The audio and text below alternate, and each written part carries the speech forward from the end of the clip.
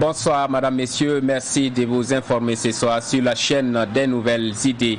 Au sommaire de cette édition, fini les vacances, le gouvernement a repris du service ce matin. L'exécutif est de retour pour faire face aux défis de l'heure. Une date est annoncée pour le Forum national sur la réconciliation. Vous entendrez le président du Faso, le Premier ministre et quelques ministres dans ce savant soir. Le secrétaire général du ministère des Sports et des Loisirs félicite tous les acteurs du football burkinabé et surtout les jeunes étalons pour leurs belles prestations lors des 2 derniers matchs. Herman Zengim Yapré que vous entendrez dans cette édition. Une fois de plus, bonsoir et merci de nous choisir pour vous informer ce soir. Le gouvernement reprend du service après un mois de vacances. C'est une rentrée gouvernementale qui s'effectue à un moment où de nombreux défis se profilent à l'horizon et le président du Faso en est bien conscient. Il s'est exprimé au micro de Issa Oumarati. Bon, déjà, je dois vous dire que je n'ai pas pris de congé de façon spécifique. Parce que vous êtes des Burkinabés comme tout le monde, vous savez quel est l'état de la situation au mois d'août. Et donc en tant que président du Faso, il m'était impossible de prendre des vacances dans ce contexte-là. Le second problème, c'est que évidemment nous reprenons du service aujourd'hui. Et vous savez que les dossiers les plus urgents pour nous concernent un certain nombre de secteurs. D'abord, nous devons recadrer toutes les questions qui concernent la préparation du budget 2022 qu'il nous faut soumettre très bientôt à l'Assemblée nationale.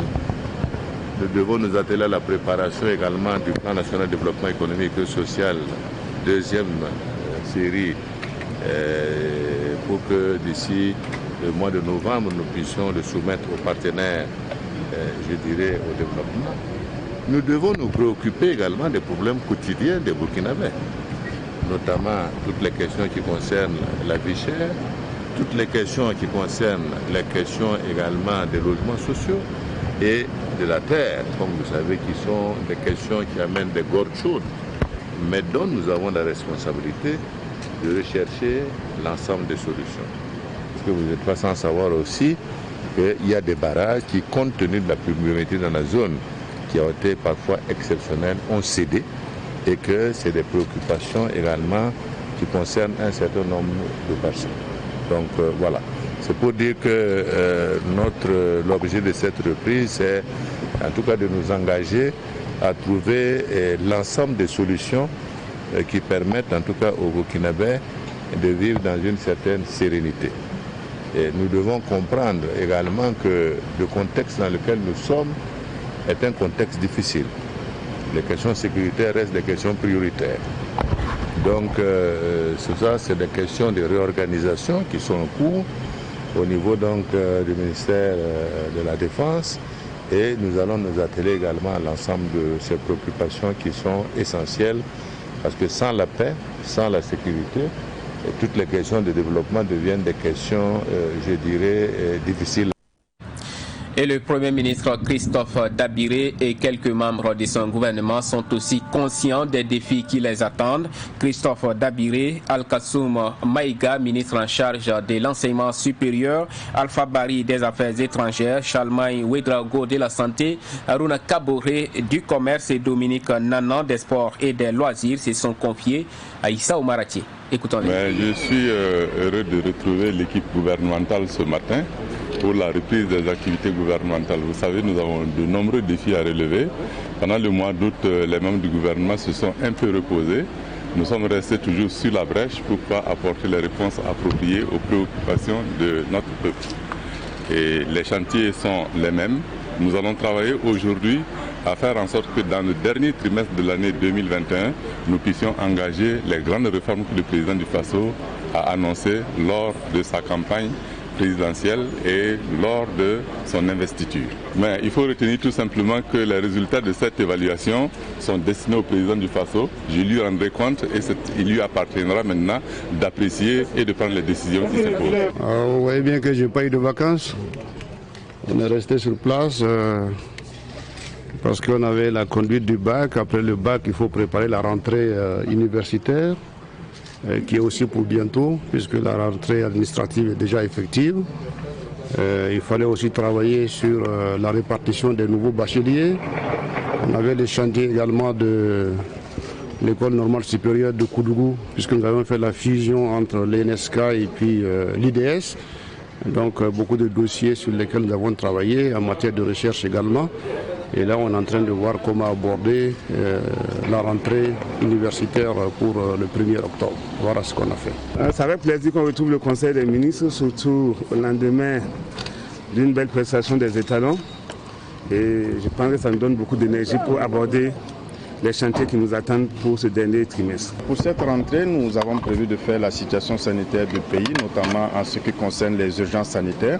Comme vous le savez très bien, il y a eu une épidémie de choléra au Niger et nous avons eu 2 cas que nous avons pu bien contrôler dans l'est du pays.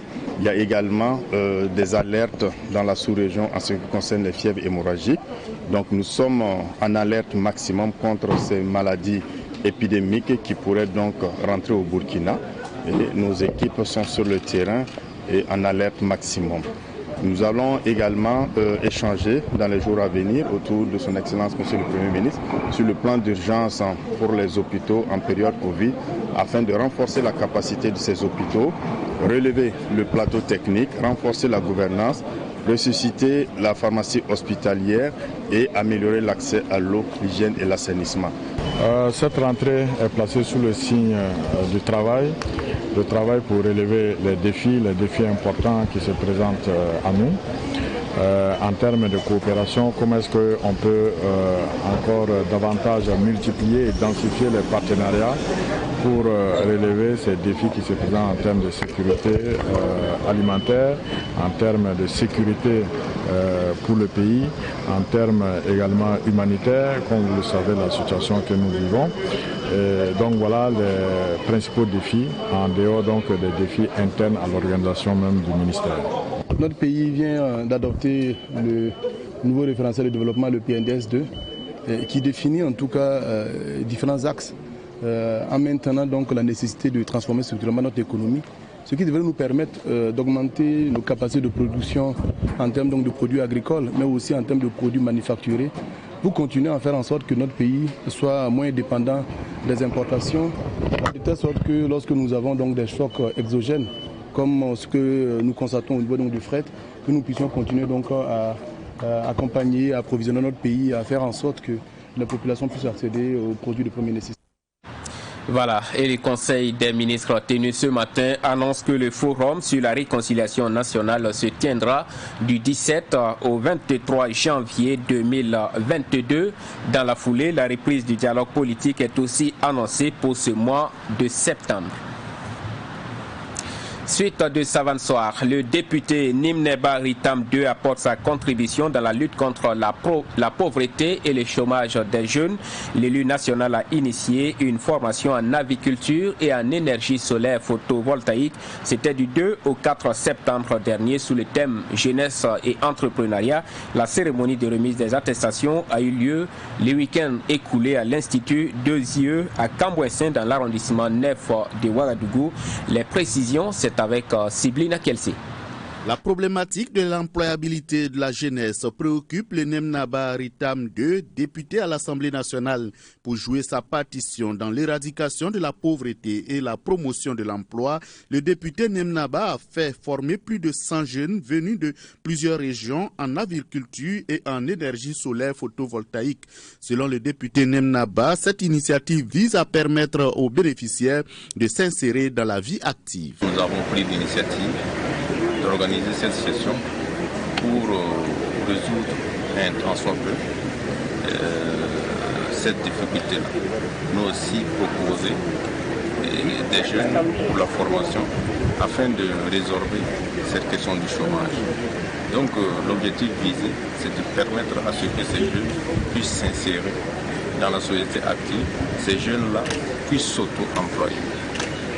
Peut-être eux-mêmes ouvrir des entreprises et puis créer de l'emploi. C'est cet objectif dont nous visons en organisant cette session de formation. L'ensemble des bénéficiaires ont exprimé leur reconnaissance à l'initiateur, le député Nimneba. Parmi les bénéficiaires, Awa Zungrana. Vraiment, cette formation elle nous a été bénéfique parce qu'à partir du moment où Un homme qui n'est pas bien formé ne peut pas agir sur le terrain. Nous avons reçu cette formation vraiment pour mettre en pratique vraiment l'agriculture et pour pouvoir vraiment être épanoui et pour pouvoir vraiment entreprendre. Parce que c'est l'objectif recherché et nous pouvons dire que cet objectif est atteint. Le ministre des Ressources animales et halieutiques, Dr Modeste Yerbanga, a salué cette initiative. Pour lui, cette formation va permettre aux bénéficiaires de créer leur propre unité de production. Donc, nous sommes conscients que cette formation qui a été donnée aux jeunes aujourd'hui, après 3 jours de formation intensive, cette formation va leur permettre de rentrer dans la vie active, de créer leur propre unité de production. Et nous serons en tout cas très ravis de voir les semaines à venir et les mois à venir, ces jeunes-là, au niveau de leurs étables, au niveau de leurs fermes, en train de pratiquer, de mettre en œuvre en tout cas la formation qu'ils ont reçue ce matin. Signalons que le député Nemnaba Ritam II a été soutenu par le Larlé Naba Tigré et le directeur général du Fonds d'appui à la formation professionnelle et à l'apprentissage FAFPA, Isaka Kabori. Et cette autre information, une récente étude menée à Koudougou montre que plus d'une centaine d'enfants vivant avec un handicap ne disposent pas d'acte de naissance. C'est pourquoi l'association Nabons Wende du Boulkemde Ossoleton, écoutons à ce sujet la secrétaire générale de l'association, Pauline Kaboré, est interrogée par Daouda Kaboré, notre correspondant à Koudougou. Écoutons-la. Les parents qui ont des enfants handicapés, ce que nous avons à leur dire, c'est de considérer leurs enfants comme tous leurs enfants handicapés, là, comme des autres enfants. C'est un enfant comme tous les autres enfants. Ce que vous allez faire pour les autres, vous devez faire aussi pour ce dernier. Vous devez porter tout l'amour que vous avez pour votre enfant, pour les autres là, sur lui aussi. Il n'a pas choisi de venir comme ça. Il n'a pas choisi de venir ce monde avec cette déficience-là. Donc il faut l'accepter, il faut l'aimer. Et souvent même, on voit qu'il y a certains parents qui traitent mal même leurs enfants handicapés. Donc nous leur disons d'éviter ce genre de situation. Et votre enfant handicapé là, l'enfant là a un nom. Évitez de l'appeler l'enfant par son handicap. On voit certains parents, nous avons vu certains parents handicapés, quand on dit non, c'est Ponré là non. Ou bien l'aveugle, on traite l'enfant par, on appelle, c'est son handicap là qui est devenu son nom. Il n'a pas de nom, c'est son identité. Donc vraiment c'est un appel que nous lançons aux parents qui ont des enfants handicapés, d'aimer leurs enfants comme les autres enfants et de les inscrire à l'école. C'est pas parce qu'on est une personne handicapée qu'on ne peut pas réussir à l'école. On voit des personnes handicapées qui sont les personnes handicapées actuellement. Elles sont dans presque tous les domaines de la vie. Et elles contribuent aussi à leur manière au développement de la nation. L'État a pris des engagements, vraiment des lois, voté des lois pour protéger les personnes handicapées. Nous voyons c'est bon, mais ce n'est pas arrivé. Cette autre actualité, la communauté économique des États de l'Afrique de l'Ouest, CEDEAO, suspend la Guinée de ses instances. C'est une décision qui fait suite, vous le savez, au coup d'État qui a renversé le régime d'Alpha Condé le 5 septembre dernier. La CEDEAO demande au colonel Doumbouya et ses hommes de libérer le président Alpha Condé détenu. L'instance communautaire a également décidé d'envoyer une délégation de haut rang dès demain en Guinée, des décisions prises à l'issue d'un sommet virtuel tenu aujourd'hui même. En sport, la 7e édition du tournoi Maracana de l'intégrité a pris fin samedi dernier à l'école Gunguin à Ouagadougou. C'est un tournoi qui a débuté le 14 août dernier avec 32 équipes. Le point de la finale, c'est avec Pakisba Mariam Ouedraogo. La 7e édition du tournoi de l'intégrité s'est tenue sous le thème « Cohésion et union des jeunes pour l'intégrité de la patrie ». 32 équipes venues des 12 arrondissements de la capitale ont pris part à cette 7e édition. La finale a opposé l'AS Etakov à l'Étoile Gagnante FC. Ce sont des tirs au but qui ont départagé les deux équipes à l'avantage de l'AS Etakov. C'est vrai, on a eu à affronter de différentes équipes pas possibles. Mais par la grâce de Dieu, aujourd'hui, on a eu à remporter cette finale. Pour tout tir au but, on ne peut pas dire avec précision qu'on va gagner ou pas. Mais franchement, avec l'effectif qu'on avait, on avait espoir. Avec un gardien de but, donc on avait espoir. L'union, la cohésion sociale et l'intégrité du Burkina sont les expressions qui étaient au centre des discours à l'occasion de la finale de la compétition. Notre tournoi s'est appelé la jeunesse, à l'union, à la cohésion pour l'intégrité de la patrie. Dans toute chose, il faut qu'il y ait de l'engagement et de la détermination. Un homme engagé peut aller jusqu'au ciel. Les organisateurs ont salué le fair play qui a prévalu tout au long du déroulement de la compétition. Mathias Kaboré, représentant du parrain, s'en félicite aussi. Une très belle finale, pleine en tout cas de rebondissements. Une belle finale en tout cas au profit de toute la jeunesse. La meilleure équipe a gagné, le fair play a surtout dominé et c'était la meilleure. L'équipe victorieuse, l'AS Etakov, est repartie avec 100 000 francs CFA, un jeu de maillot et 2 ballons. Et l'étoile gagnante FC se console avec 75 000 francs CFA, un jeu de maillot et 2 ballons. Et toujours en sport, nous parlons à présent de la deuxième journée des éliminatoires de la Coupe du Monde Qatar 2022. Belle prestation hier des étalons du Burkina Faso face au Fennec d'Algérie, champion d'Afrique en titre. Après avoir encaissé à la 18e minute, les étalons ont réussi à égaliser à la 64e minute grâce à un but de Faisal Tapsoba servi par Franck Lassina Traoré. Lors de la première journée, les étalons avaient battu les MENA du Niger par 2-0 le 2 septembre dernier. Au classement général dans la poule, le Burkina Faso avec 4 points plus 3 occupe la deuxième place derrière l'Algérie qui totalise 4 points plus 9. Le prochain match se jouera contre Djibouti le 6 octobre prochain. Et au ministère burkinabé des Sports et des Loisirs, c'est la satisfaction après les 2 matchs des étalons. Le secrétaire général du ministère, Herman Zengim Yabré, félicite tous les acteurs du football burkinabé et surtout les jeunes étalons pour leurs belles prestations. Il a été interrogé sur la question par Ruben Wilson Koyo ce matin. Je pense qu'il faut sincèrement féliciter les enfants. Féliciter l'ensemble des acteurs. Je veux parler du ministère, de la fédération, de l'encadrement technique, mais comme je l'ai dit, surtout les enfants pour ce qu'ils ont pu produire comme jeu. Je pense qu'ils font la fierté du peuple burkinabé aujourd'hui. En ce qui concerne l'appréciation des résultats, je pense qu'on ne peut que se féliciter. Le premier match, ils ont battu le Niger 2-0. Pas de plus normal de se réjouir.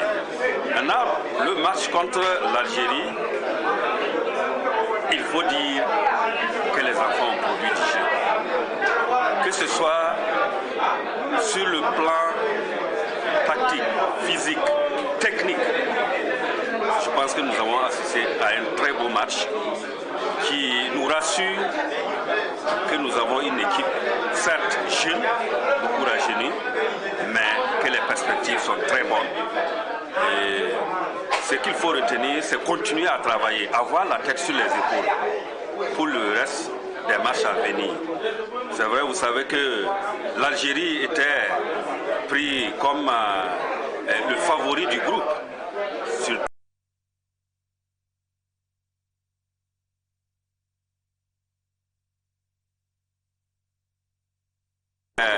Les gens s'attendaient à les voir peut-être marcher sur nos jeunes étalons, mais vous avez vu, nos étalons ont montré qu'ils ont de la valeur et que le peuple burkinabé peut compter sur eux.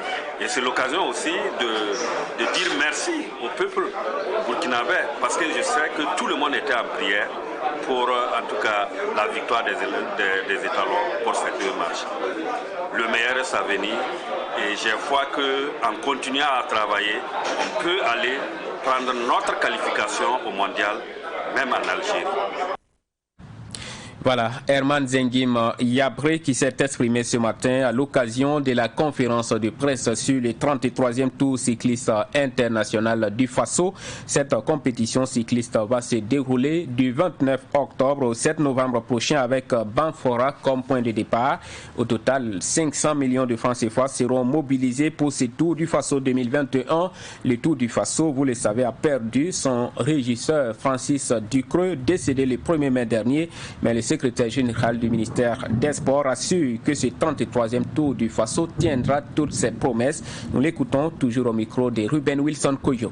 Pour cette 33e édition, le gouvernement a alloué la somme de 145 millions de francs CFA pour le Tour.